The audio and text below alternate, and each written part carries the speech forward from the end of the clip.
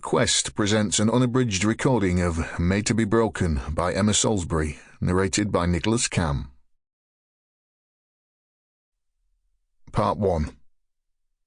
Day 1. Chapter 1. A tent had already been erected around the body in the front of the truck.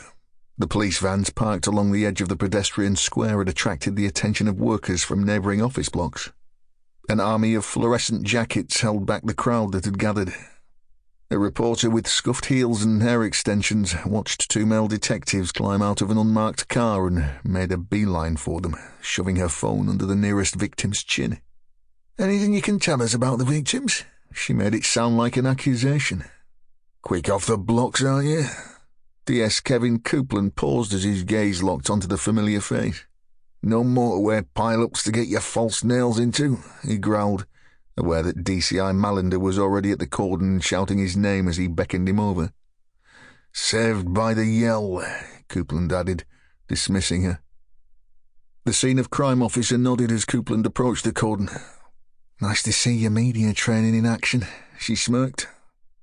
Coupland had worked crime scenes with her before. She wasn't as thorough as Turnbull, but she got the job done. "You took your time," she added. "Been here an hour already."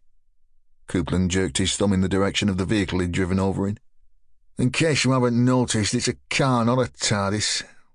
It came out sharper than he intended. He'd never been one to take criticism well, especially when it wasn't deserved. "For your information, we've only just got the call, Detective Constable," he added, reminding her of the pecking order. The Socko raised her hands and grimaced. "Sorry, Sarge. Bad choice of words. Blame it on low blood sugar." It had been traffic's shout at first.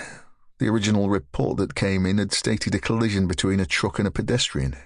When the first officers on the scene took the driver's account, he claimed the victim had thrown himself in front of the truck. It was only when the truck's dashcam footage was checked that it was obvious he'd been pushed.